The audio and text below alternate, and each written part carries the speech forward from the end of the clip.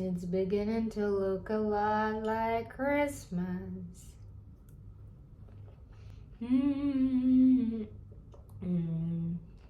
No, but for real, guys, I woke up today, I opened my blinds, and it was snowing. It's the 19th of November, and I live in London. It doesn't snow in London. I mean, it does, but like very little. And it's November, and I woke up, I opened my blinds, and it full on snow, like huge snowflakes, and it's just, what? It made my day. I love snow. I love winter. It's just such a me season. And so I thought today we could do something fun, warm and cozy. Design a reading list. Books have been in my life long before art and graphic design came into the agenda, okay? I am obsessed with fiction, non-fiction, even like fan fiction.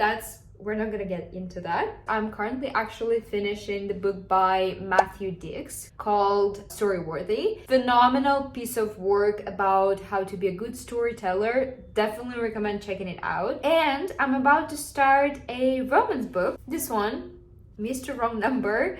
Why did I buy this book specifically? Well, it has this little testimonial by Ailey Hazelwood. And if Ailey Hazelwood thinks that this book is good, then this book should be good. But for today, I thought that because 2025 is coming up and 2024 is about to end in a month and a half, I want to create a little reading list to keep myself accountable of all of the books that I'm reading, that I've read. In the next video, in part 2, make it a little serious, I'm actually gonna go through the books that I read, give you some personal recommendations, score the books together, just have some book talk fun. If you're new to this channel, by the way, my name is Daria. I am a software graphic designer, illustrator, and content creator, a book lover as well. And I guess with all of that being said, let's just get into it.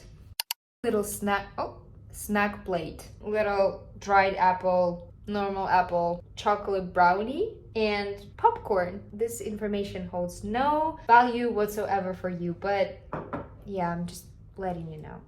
I'm gonna be using Illustrator, create an artboard. For now, just my classic one for the height 30 and 50 pixels, the width 1080 pixels. Let's start with the title, reading list. Make the type bigger so everyone can see it. I actually have a font in mind. I don't remember where I found it. It has like beautiful variations of like solid and like melted. You see how it's gorgeous. I'm obsessed with it. So I'm gonna use the bold melted version. I'm gonna go and expand the text using the shortcut Shift-Command-O. Place it somewhere here for now, just as a title. Align it centrally. Oh, no, just centrally. And then we're gonna fill in the background with some sort of color because, well, I hate blank white backgrounds. Even like a little off-white beige moment is better. I am not a fan of white in designs. We're gonna have a couple of headings. It's gonna be the author, book, probably genre. Then I want to do it like a little library card for the date that I'm gonna be starting actually reading the book. I'm gonna call it like a signing date and then sign off for the day when I finish the book. A little Adobe Illustrator tutorial moment. To duplicate the objects, you choose the object and then when you press and hold Option and drag, it duplicates super easily. Here I'm gonna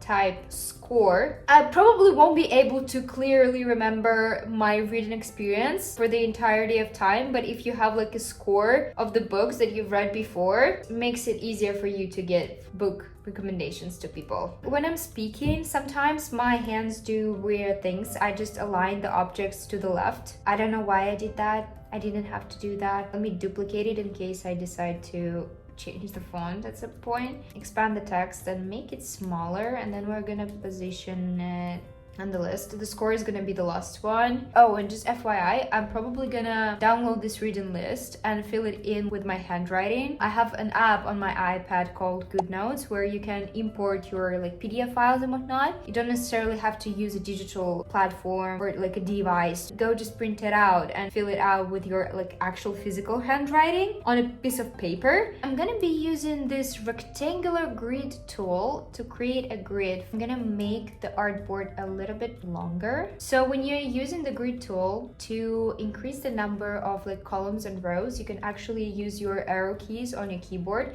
So if you press the one that goes like up, it increases the number of rows, the down increases decreases the number of rows, and then the right one increases the number of columns, and then the left one decreases the number of columns. I need 6 columns. The rows 1 2 3 4 5 6 7 8 9 10 11 12 30.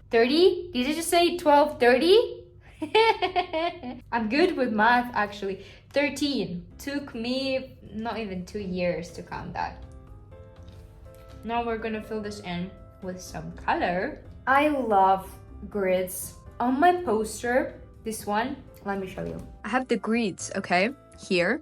I love using a combination of a weird whimsical font and like bold colors, but at the same time, when you have a grid, like a visible one, it kind of creates this like balance and visual hierarchy, evens out all the chaos that you created with your other visual elements. By the way, I just locked my background once again, and the shortcut for that is Command 2 if you're using Mac.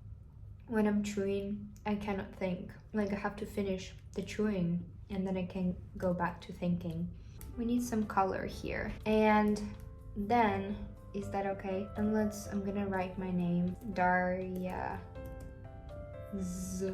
Decrease the spacing between the letters a little bit. And then I'm gonna go onto direct selection tool and actually round them. Yeah, this is much better. If we added like a shadow, I'm not actually gonna blend them together, I'm just gonna keep it this way. I'm thinking adding like little stroke, a divider for the date. Increase the stroke and make it rounded. Let me quickly duplicate that. I think I'm gonna put year marker as well. We're gonna put year, goal, so the quantity of books that I want to read. Expand, round it a little bit. Should I maybe, for the fun of it, create another color version? Let's do like a green one. I'm still considering the dark background. You know what? This is not too bad, okay? A little bit painful still to look at, but we keep going.